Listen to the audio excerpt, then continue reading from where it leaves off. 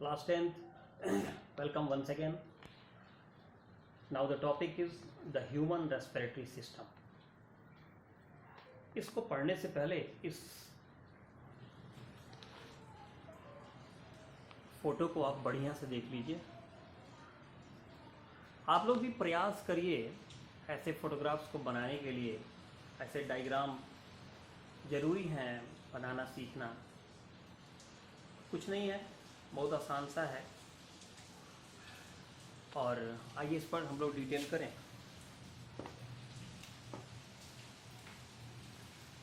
ये आपका मान लीजिए नाक है, नोज़ है, नोज़ से एंट्री किया, ये हिस्सा अंदर जाता है जैसे।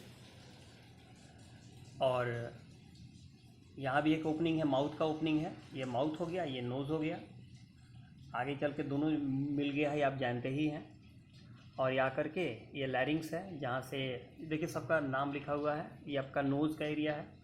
और ये जो अंदर वाला हिस्सा है जिसको हम लोग नेज़ल कैविटी कहते हैं। फिर ये आगे बढ़ते हुए नेज़ल कैविटी पहुँचता है लैरिंग्स पर, यानी कि हमारा साउंड बॉक्स, जहाँ से हम लोग साउंड पैदा करते हैं। फिर देखिए एक और ट्यूब लाइक स्ट्रक्चर आगे बढ़ा है, इसका नाम ट्रैकिया या विंड पाइप रखा गया है। आगे चल कर के यही हिस्सा दो हिस्से में बट गया, यानी यही ट्यूब आकर के दो भाग में बट गया है। तो जब दोनों भाग में बटा है उस समय इसका नाम बता रहा है कि ये ब्रोंकस है या जब डबल बोलेंगे तो ब्रोंकी बोलेंगे। और फिर ये ब्रोंकस जो आकर के अंदर में बहुत सारे पार्ट में बट गया है, उसको हम लोग ब्रोंकियोल बोलते हैं। फिर आगे देखिए हर ब्रोंकियोल के लास्ट में एक गोला सा स्ट्रक्चर बनाया गया है, जिसको हम लोग एल्वियोलाई या एयर सैक कहते हैं। और ये जो मस्कुलर ऑर्गन है इसको हम लोग लंग्स बोलते हैं। ये आपका लंग्स हो गया। और इसके नीचे एक मस्कुलर सीट है, इसको हम लोग बोलते हैं डायफ्राम। नाम सबका जानना चाहिए, क्योंकि जब तक नाम से रूबरू नहीं होइएगा, इंट्रोड्यूस नहीं होइएगा, तब तक आपको परेशानी होगी। तो ह्यूमन रेस्पिरेटरी सिस्टम में सबसे पहले देखिए एयर जो है वह एंट्री करता है नोज़ के थ्रू। और नोज़ का जानते ही हैं, नाक का दो होल है जिसको नॉस्ट्रिल कहते हैं। और इस नॉस्ट्रिल में हेयर आप देखते ही हैं, और अंदर एक चिपचिपा पदार्थ यानी म्यूकस होता है। तो हेयर और म्यूकस की मदद से एयर में जो भी डस्ट वगैरह आता रहता है उसको वह वहीं पे फिल्टर कर देता है और अंदर जाने से उसको रोक देता है। फिर यह एयर नेज़ल कैविटी होते हुए लैरिंग्स से पास करता है और पास करके एक्चुअल ट्रैकिया में एंट्री करता है। मेन हिस्सा ट्रैकिया ही है। इस ट्रैकिया को हम लोग विंड पाइप कहते हैं।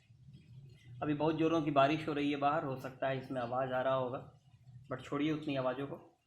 तो ट्रैकिया जिसको विंड पाइप कहते हैं, इस ट्रैकिया को देखिए, ये तकरीबन 11 सेंटीमीटर लॉन्ग होता है। 11 सेंटीमीटर लॉन्ग स्ट्रक्चर है। और ये पूरी तरह से अगर देखा जाए तो कार्टिलेज का बना होता है। याद रखिएगा, ये कार्टिलेज का बना होता है। इसलिए जब भी कोई कंठ दबा देता है, गर्दन दबा देता है, तो ये टूट जाता है, या आप जो कहिए बहुत जल्दी जो है सांस रुक जाती है।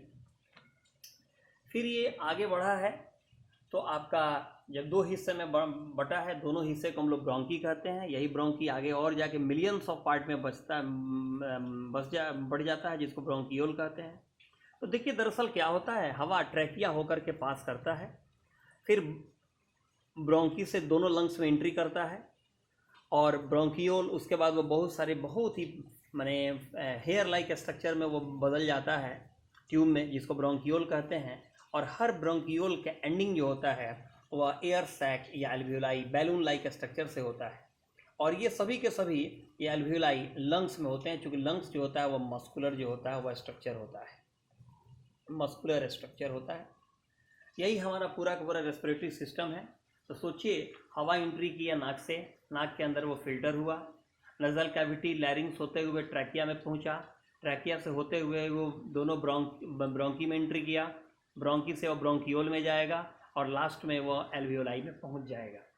तो ये हवा एंट्री कर रहा है, अंदर जा रहा है। तो अंदर जब जाएगा तो इस अंदर जाने की क्रिया को कहते हैं इनहेलेशन। फिर हम लोग सांस छोड़ते हैं, फिर वो बाहर आता है, उसको कहते हैं एक्सहेलेशन। तो यानी कि taking air inside is called inhalation, and giving out air is called exhalation, and both are combinedly called breathing. या breathing का ये दोनों हिस्सा है. अब सोचिए कि इनहेलेशन जब आप करते हैं तो क्या होता है. इनहेलेशन जिस समय करते हैं उस समय आपके सारे एल्वियोलाई में एयर पहुंच जाएगा और सारे एल्वियोलाई जो होंगे बैलून लाइक स्ट्रक्चर फूल जाएंगे और फूलने के साथ क्या हो जाएगा, धीरे धीरे धीरे पूरा लंग्स फूल जाएगा और चेस्ट लगता है, सीना लगता है कि बाहर आ गया, थोड़ा चौड़ा हो गया, फैल गया. तो ये जो मूवमेंट होता है वो डबल वार्ड होता है. देखिए, एक तो आपका जो सीना है वो आपका सीना जो है आगे भी आएगा और पीछे, आगे पीछे भी होता है. यानी जब हवा लेंगे तो आगे बढ़ेगा और हवा छोड़ेंगे तो पीछे चला जाएगा. ठीक उसी समय ये डाउनवर्ड भी होता है, यानी कि लंग्स जो होगा वो नीचे की तरफ भी फैलेगा और ऊपर भी तरफ फैलेगा. तो आप सोचिए यहीं पर लगभग इसके बगल में ही स्टमक है, इसके बगल में लीवर है. तो आप बताइए जब ये डाउनवर्ड जाएगा तो स्टमक और लीवर पर भी प्रेशर पड़ेगा, तो उनका भी डिस्टर्बिंग हो सकता है. तो उनको बचाने के लिए यहाँ पर मसल का एक सीट दिया गया है, डायफ्राम, जो देखा जाए तो चेस्ट कैविटी और बेली कैविटी को बिल्कुल सेपरेट करता है ताकि कोई असर नहीं पड़े. तो ये डायफ्राम जो है, जैसे ही लंग इनहेलेशन करिएगा तो ये लंग्स अगर डाउनवर्ड जाएगा तो उस समय क्या होगा, इसी पर प्रेशर पड़ेगा और ये बस डायफ्राम का जो अपर हिस्सा है वो थोड़ा सा डाउन हुआ, फिर अपने जगह पर आ गया. यानी कि जब भी आप सांस लेते हैं उस समय डबल मूवमेंट होता है, अपवर्ड बैकवर्ड, डाउनवर्ड अपवर्ड. ठीक है, यानी फॉरवर्ड बैकवर्ड, यानी कि रिब्स फूलेगा, सीना फूलेगा तो बाहर की तरफ आता है, थोड़ा सा आगे आता है, इसको हम लोग कहते हैं क्या जी, फॉरवर्ड. और सांस छोड़िएगा तो बैकवर्ड. उसी समय लंग्स नीचे भी जा रहा होता है, डायफ्राम पर भी प्रेशर दे रहा होता है. तो जब डायफ्राम पर प्रेशर देगा, जब इनहेलेशन करिएगा तो डाउनवर्ड और जब छोड़िएगा तो अपवर्ड. ये पूछा जाता है डाउनवर्ड अपवर्ड, बहुत सारे बच्चे इसमें कंफ्यूज होते हैं. याद रखिए, इनहेलेशन के समय डायफ्राम डाउनवर्ड जाएगा और एक्सहेलेशन के समय अपवर्ड जाएगा. सोचिए उस समय हो रहा क्या होता है. तो सोचिए आपके एल्वियोलाई है, मान लीजिए ये एल्वियोलाई है, इसके किनारे किनारे किनारे किनारे ब्लड वेसल होते हैं. और कौन ब्लड वेसल, तो कैपिलरीज होती हैं. और कैपिलरीज यानी कि समझिए कि 1 सेल थिक मात्र होता है ये ब्लड वेसल, और उसके अंदर प्रेजेंट रहता है क्या चीज़, ब्लड. और आप जानते हैं ब्लड के अंदर आरबीसी होता है और आरबीसी में हेमोग्लोबिन होता है. तो जब भी एयर इसमें पहुंचेगा तो ऑक्सीजन जो इसके अंदर प्रेजेंट है उसको फटाक से हेमोग्लोबिन कैच कर लेता है, यानी वो एब्जॉर्ब कर लेता है. यानी जब भी आप सांस ले रहे होते हैं तो उस समय वो एयर एल्वियोलाई में पहुंचता है और एल्वियोलाई के थ्रू हेमोग्लोबिन उसको ऑक्सीजन को एब्जॉर्ब कर लेता है और ऑक्सीजन को और ब्लड को ऑक्सीजन रिच बना देता है. और जस्ट उसी समय अपने अंदर जो CO2 है उसको वो दे देता है, यानी कि CO2 को दे दिया, O2 को ले लिया. तो इस तरह ब्लड जो होता है ऑक्सीजन रिच हो जाता है और CO2 से लेस हो जाता है. फिर यही CO2 को हम लोग ब्रीदिंग आउट कर देते हैं, यानी कि जब सांस छोड़ते हैं तो उस समय ये CO2 जो है वो बाहर हमारे सांस के साथ चला आता है. ठीक है, तो इस बात को याद रखना है.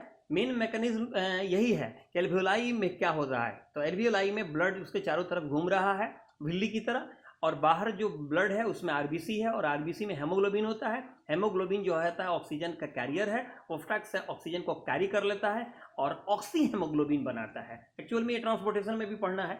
तो ऑक्सीजन को याद रखिएगा, ऑक्सीजन को एब्जॉर्ब कर लेता है और उसके बाद जो है वो CO2 को रिलीज कर देता है. तो यही मैकेनिज्म चलती है जिसके चलते हमारा ब्लड जो होता है ऑक्सीजन रिच बन जाता है और CO2 को रिलीज कर देता है. ये है आपका ह्यूमन रेस्पिरेटरी सिस्टम. इसको बढ़िया से आपने समझ लिया. 1-2 बार और वीडियो सुन लीजिएगा, आसानी से समझ लीजिएगा, रिकॉर्ड कर लीजिएगा. Okay, bye.